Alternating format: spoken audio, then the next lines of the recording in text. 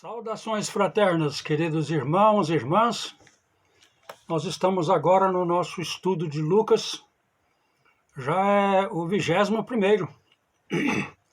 Vamos tratar de Lucas 23, de 50 a 56 e passando para o capítulo 24.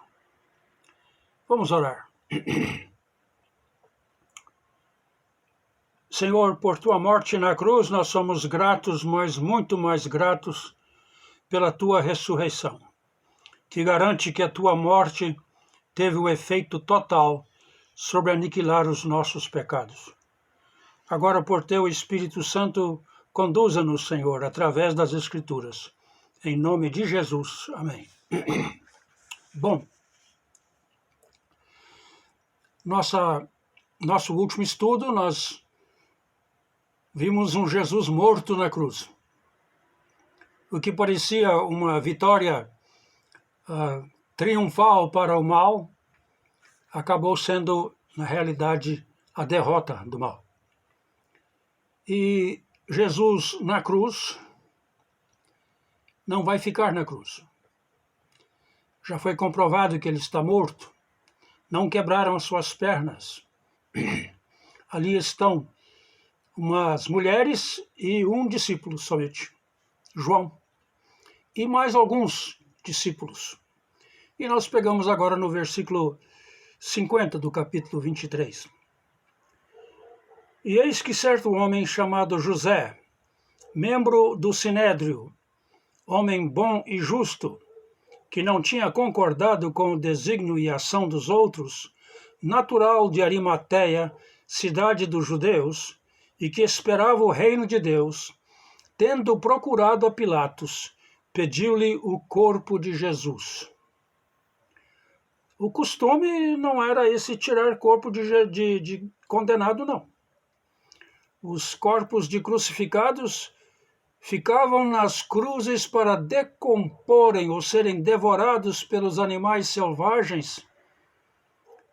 O propósito era marcar para todo mundo que o criminoso não tinha recurso, que isto era um sinal, um exemplo a ser seguido, ou melhor, não ser seguido, mas uma alerta para quem quisesse ser um infrator da lei. Mas os próprios judeus não queriam que tal horror acontecesse para macular a festa da Páscoa. Nós estamos falando da sexta-feira, finalzinho da tarde, começa o sábado, a primeira luz da primeira estrela, e é a Páscoa. Naquela noite vão comer o Pesach, vão comer o Cordeiro Pascal, a refeição que comemora a Páscoa dos judeus. E é tão irônico aqui, eles queriam acabar com ele para não perturbar a festa, mas também não queriam que o seu corpo morto maculasse a festa. Querem matar, mas não querem que a festa seja estragada. Os romanos permitiam que os corpos de amigos ou parentes fossem retirados da cruz de condenados para um sepultamento normal. Isso era permitido. Continuando o versículo 53.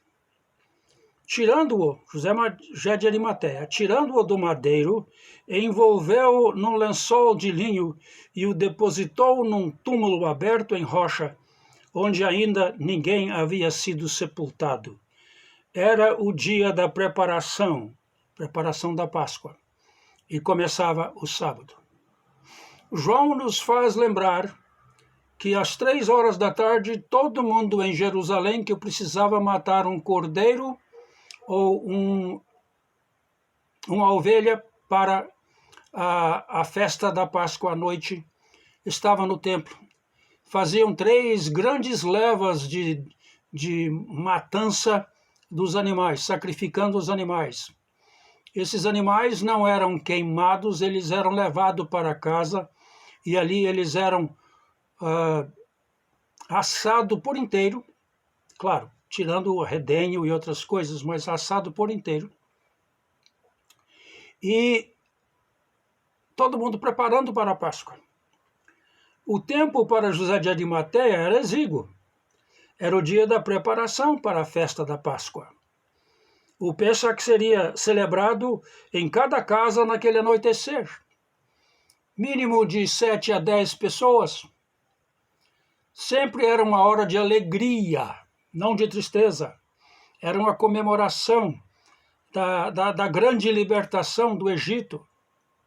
Era uma hora de regozijo. Eles mataram o cordeiro para a Páscoa lá no templo, a partir das 3 da tarde. Queridos, não eram os sacerdotes que matavam os sacrifícios, era o ofertante.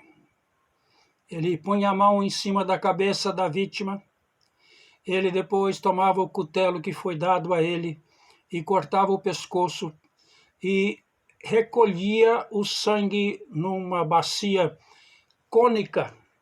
Interessante, eu li sobre isso. Cônica para que ninguém colocasse esta bacia no chão, porque ela não conseguia ficar apoiada no chão. E depois passava para o sacerdote. Esse, então, cuidava de espalhar o sangue por todo lado necessário, de acordo com tudo que está escrito no Levítico. Mal sabiam eles que estavam matando o cordeiro pascal para o Pêssach judaico, oferecendo em oferta perfeita o verdadeiro cordeiro pascal, aquele que seria o antítipo do primeiro cordeiro pascal no Egito. O primeiro cordeiro pascal no Egito era o tipo daquele que seria o último grande e perfeito cordeiro pascal. Este cordeiro já tinha se sacrificado para uma oferta eterna a ser lembrada para sempre pelos seus seguidores. O sangue foi vertido. A vida foi derramada em redenção. Alguém pagou o preço para a libertação da escravidão do pecado. Naquela época do Egito, o sangue nas portas dos israelitas os protegera da morte. E aqui o sangue do perfeito Cordeiro, perfeitamente oferecida pelo perfeito sacerdote, nos cobre e cobre até hoje eternamente a nós da morte eterna. Como dizemos, para José de Arimateia, o tempo era exíguo. Então colocaram num túmulo emprestado, justamente de José de Arimateia. Um dos evangelhos diz que próximo ao lugar da crucificação havia um jardim, e é nesse jardim que estava o túmulo novo, nunca fora usado, que era de José Arimateia, sua família, era um jazigo para a família. Como disse um poeta, deitado em pedra e no linho puro, na mirra do improvisado luto, um grão de trigo morto e sem fruto, entregue à terra, à pedra e ao escuro.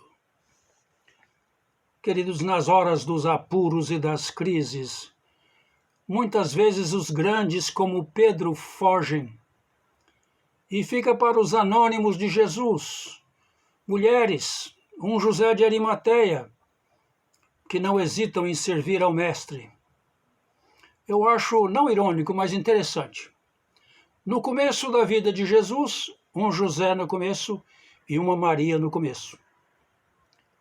No fim da vida terrena de Jesus, um José no fim e uma Maria no fim, 3 Marias. José de Arimateia emprestou o seu túmulo para Jesus, mas não tinha que preocupar. Jesus só ia usar uns poucos dias. 55. As mulheres que tinham vindo da Galiléia com Jesus, seguindo, viram o túmulo e como o corpo fora ali depositado. Então se retiraram para preparar aromas e bálsamos. Elas tinham que estar preparadas para o fim do sábado e voltariam com aromas e bálsamos para lidar com o corpo do seu falecido mestre definitivamente. O luto fora improvisado o sepultamento fora improvisado por causa do tempo. Elas conheciam o lugar. E aí o versículo diz, e no sábado descansaram segundo o mandamento. Sim, observaram o sábado. Aqui nós temos um tema muito pouco explorado. Deus descansou de sua obra da criação no 7º dia. Tudo que fizera fora bem feito, como lemos lá em Gênesis. E Deus viu que tudo era muito bom. Agora, depois da segunda grande obra que Deus realizara pelo seu Filho, tudo está em silêncio. Não há mais nada para fazer para completar a redenção. Somente a comprovação de que a obra era perfeita, perfeitamente realizada. E aí vem a ressurreição. Entramos agora no capítulo 24. Deixamos as mulheres no sábado, planejando, preparando bálsamos e aromas. Vão agora cuidar do corpo do seu falecido mestre. 24, 1 e 2. Mas no primeiro dia da semana, alta madrugada, foram elas ao túmulo, levando os aromas que haviam preparado. E encontraram a pedra removida do sepulcro. Mas ao entrarem, não acharam o corpo do Senhor Jesus. O sábado era o 7º dia da semana. O primeiro dia é o nosso domingo. Alta madrugada, muito cedo. Levando aromas que haviam preparado, olha o versículo 23 do capítulo, no final do capítulo 23, então se retiraram para preparar aromas e bálsamos, e no sábado descansaram segundo o mandamento. Vamos notar, de alguma forma o acontecimento da relação, ou melhor, de forma alguma, o acontecimento da ressurreição é relatado.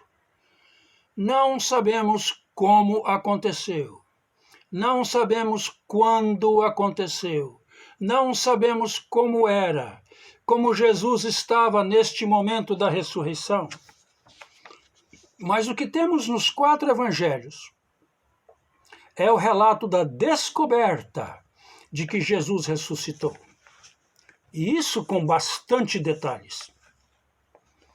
Enquanto estas mulheres caminhavam rumo ao túmulo, diz Marcos, que elas discutiam quem iria remover a pedra para que pudessem entrar. Aqui as mulheres que planejaram terminar o trabalho de ungir o corpo do Senhor morto com as especiarias, encontraram a pedra removida do túmulo e descobrem que o corpo de Jesus não está ali. Um homem rico como José de Arimateia provavelmente teria um túmulo esculpido de rocha pura e sólida. Este túmulo estava num jardim perto do lugar da crucificação, nos diz João, capítulo 19, 41. O túmulo teria uma pequena entrada e provavelmente um ou mais compartimentos onde corpos pudessem ser depositados e depois de terem recebido uma espécie de simples mumificação com especiarias, os corpos assim por muitos anos ficariam assim, sem decompor. Era costume dos judeus deixarem os corpos assim por muitos anos até que a decomposição final acontecesse, depois do qual os ossos eram recolhidos e colocados em uma pequena caixa de pedra chamada ossuário.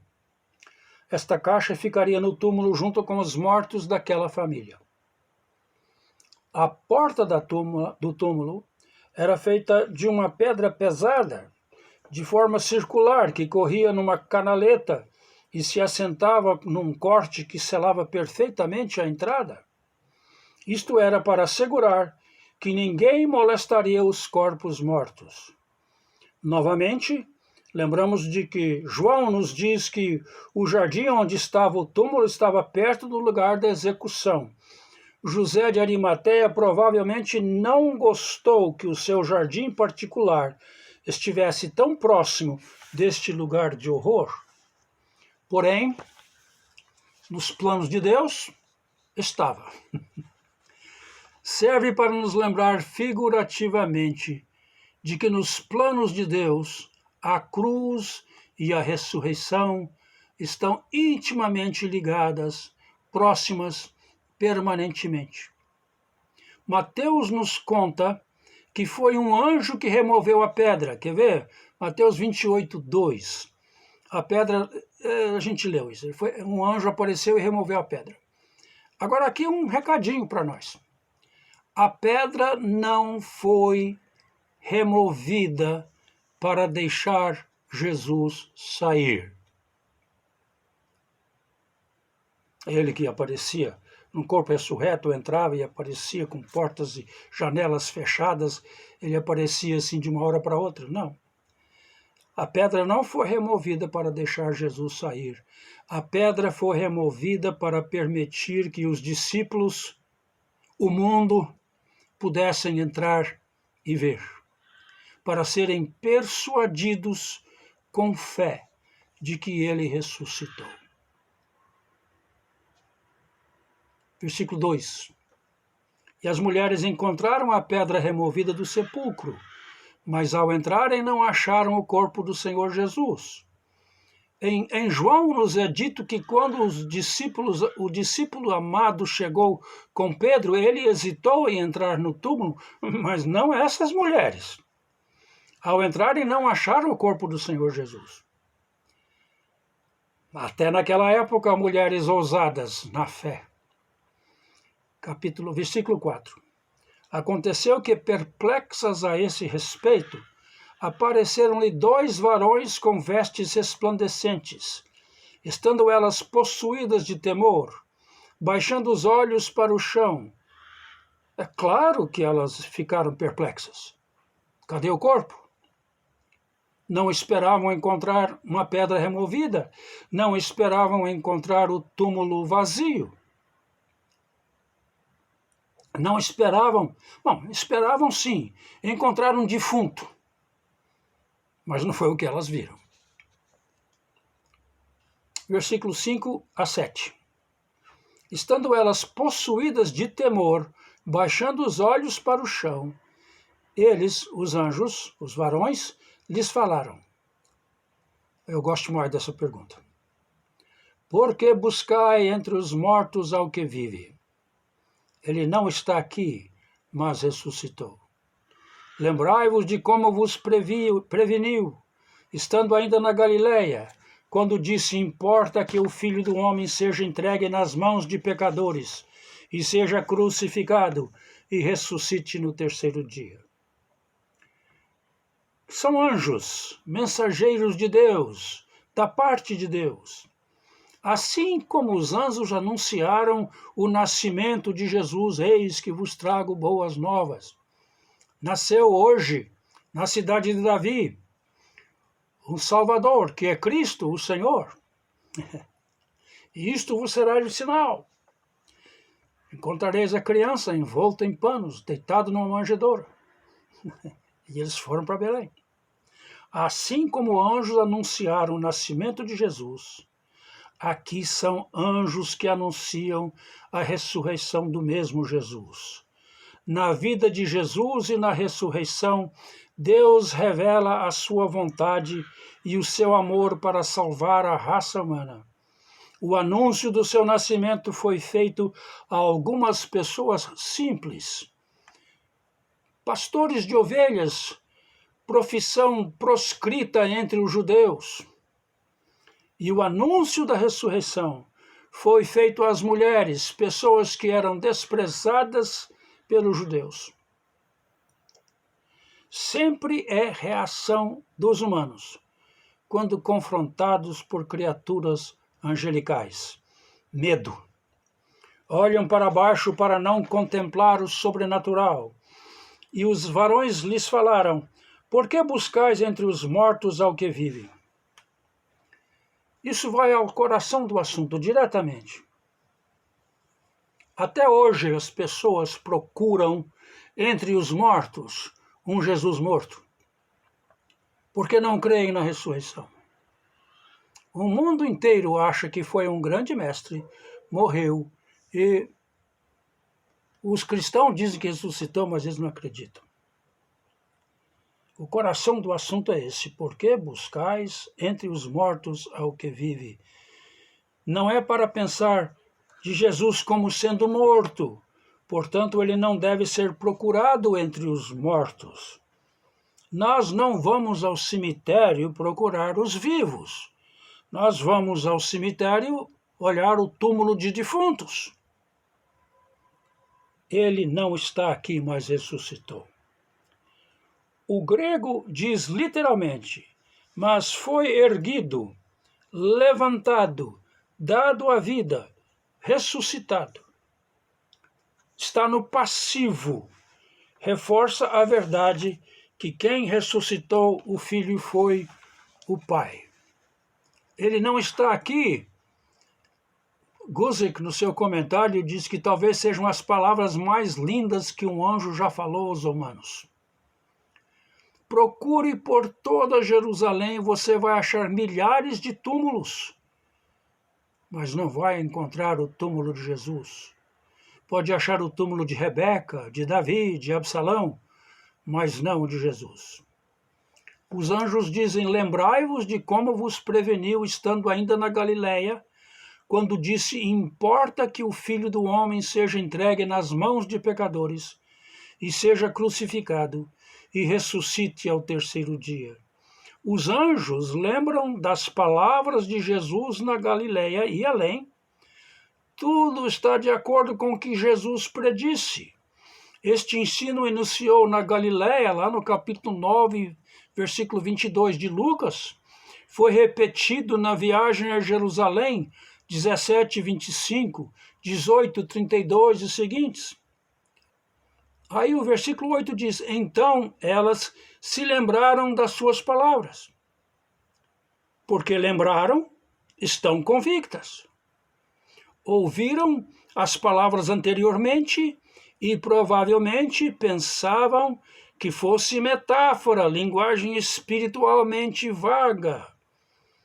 Mas agora percebem que Jesus estava falando no passado sobre algo literal, algo real, algo verdadeiro desta vida. E assim como muitos que já ouviram falar da ressurreição como figura de linguagem,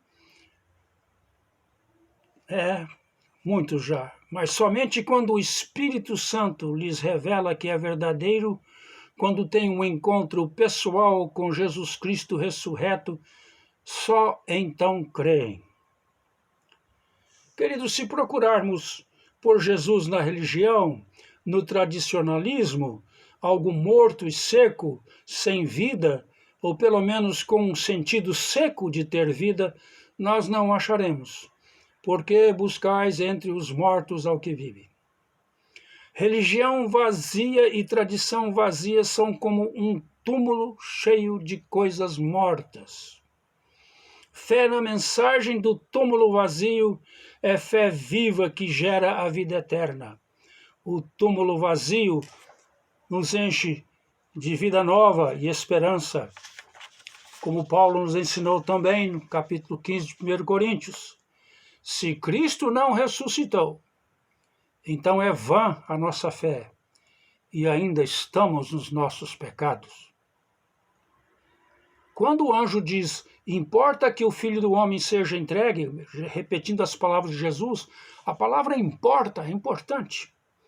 Assim como a crucificação de Jesus era necessário e pré-ordenada na providência divina, também na sua ressurreição era necessária e pré-ordenada. Jesus não teria ido ao lugar da caveira se não fosse a promessa da ressurreição. Não teria ido voluntariamente à cruz, voluntariamente, espontaneamente dar a sua vida, como falamos, se morrer, se não fosse a promessa da ressurreição. Novamente, versículo 8, então se lembraram de suas palavras.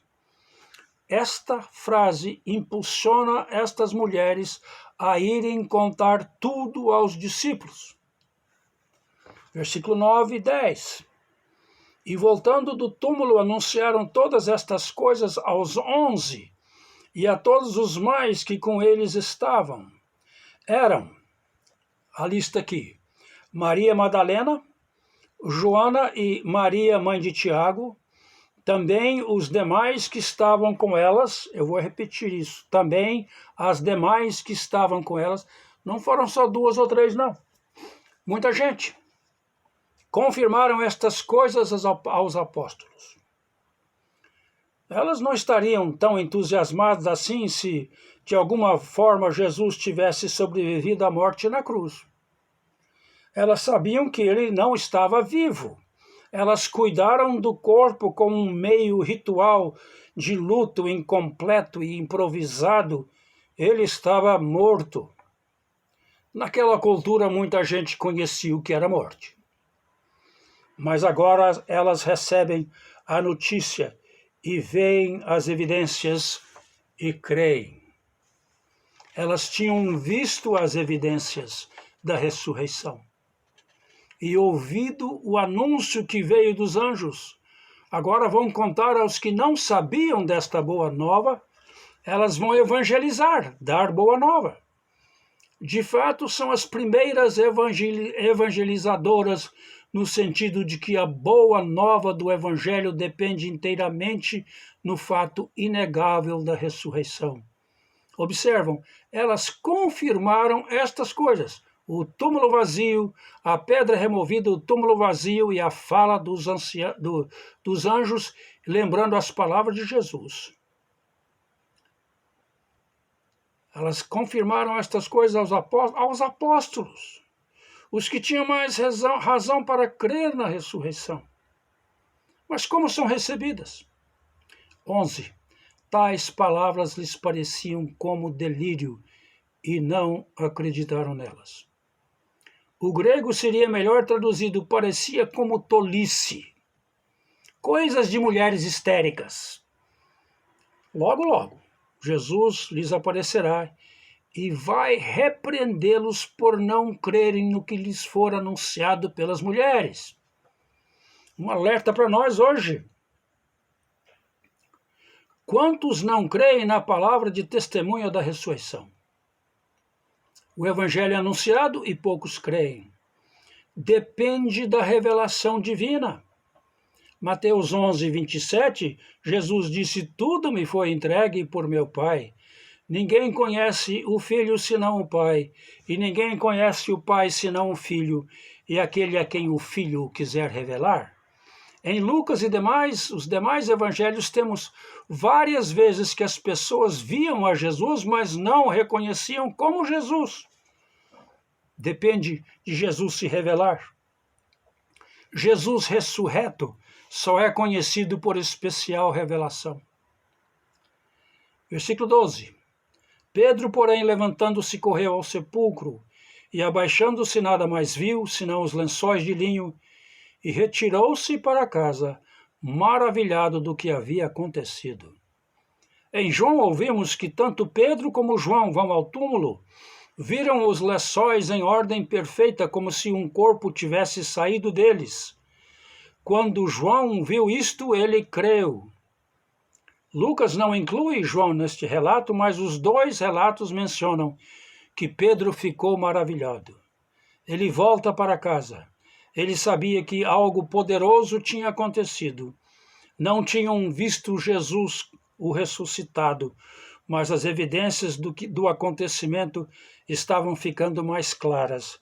Ainda não lembraram das palavras de Jesus sobre morte e ressurreição. As mulheres foram lembradas pelos anjos, os apóstolos não lembraram ainda. Pedro sabia que algo maravilhoso acontecera, mas ainda não compreendia. Este dia maravilhoso terá mais dramas e mais espantos e muita alegria, e para nós muita coisa ainda para aprender. No nosso próximo estudo, vamos caminhar para Emaús com 2 e encontrar com Jesus.